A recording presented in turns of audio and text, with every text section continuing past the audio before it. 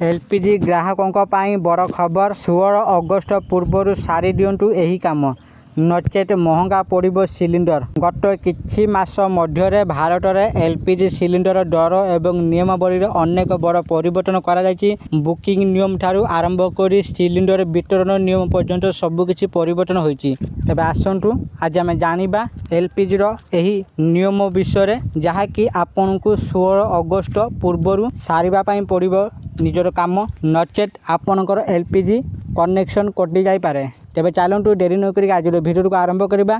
Video को आरंभ करने पूर्व आपन समस्त को अनुरोध जो मैंने एपर्यंत आम चैनल को सब्सक्राइब करना आपण मैंने एवं आम चैनल को सब्सक्राइब करूँ आउ ये भिडियो को बहुत मात्रा लाइक शेयर और कमेंट करूँ। तेबे चलतु डेरी न करी आज भिडियो को आरंभ करवा। वाणिज्यिक एवं घरोई सिलिंडर मूल्य वृद्धि पाई। उज्ज्वला योजन सब्सिडी युक्त सिलिंडर संख्या ह्रास करा जायछि। केवाईसी संपर्क में एक नुआ नियम स्थिर करा जहाँ निर्धारित समय सीमा मध्य पूरण नहेले सिलिंडर वितरण को रोकी दिज्व।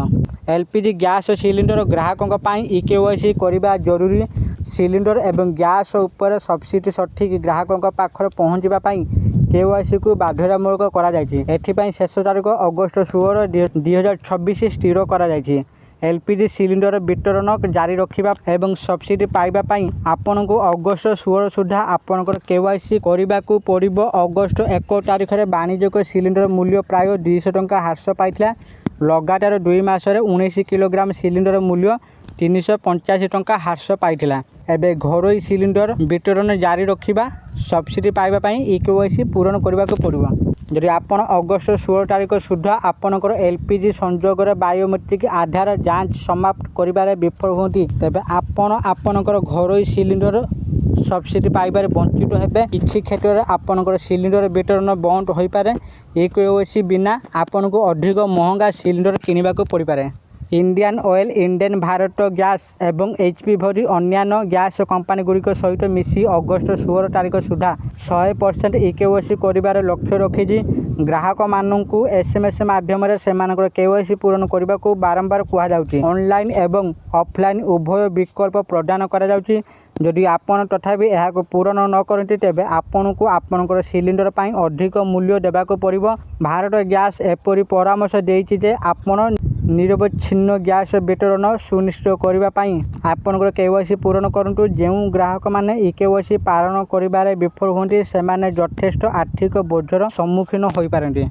नंबर 1 जदि आपण जड़े इंडियन ऑयल ग्राहक तेबे आपण इंडियन ऑयल वन आप व्यवहार करी मात्र किछि मिनिट मध्य आपणकर केवाईसी पूरण करें। जदि आपण जड़े हिंदुस्तान पेट्रोलियम ग्राहक तेबे आपण एचपी पे आप व्यवहार करी एहाको पूरण करें। जदि आपण जड़े भारत गैस ग्राहक तेबे आपण हेलो बीपीसीएल आप व्यवहार करी एहाको पूरण करें। नंबर 2 जदि आपण ऑनलाइन रे कौन समस्यार सम्मुखीन होउछंती तेबे आपण आपणकर गैस एजेंसी को जाई केवाईसी पूरण करें। एथिपाई आपण को आपणकर आधार कार्ड एवं गैस संजोग पासबुक नेबा को पड़ो।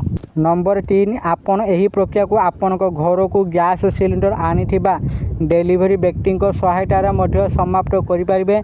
डेलीवरी व्यक्ति बायोमेट्रिक मेसीन आपण को किछि मिनिट मध्य ई केवाईसी पूरण करिबारे सहायता करिवो।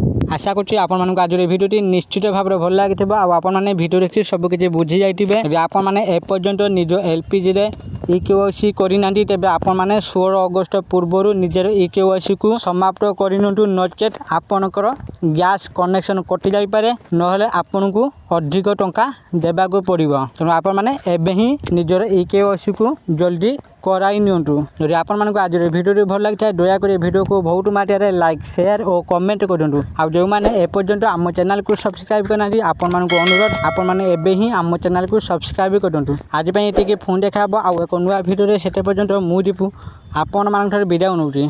रोची धन्यवाद।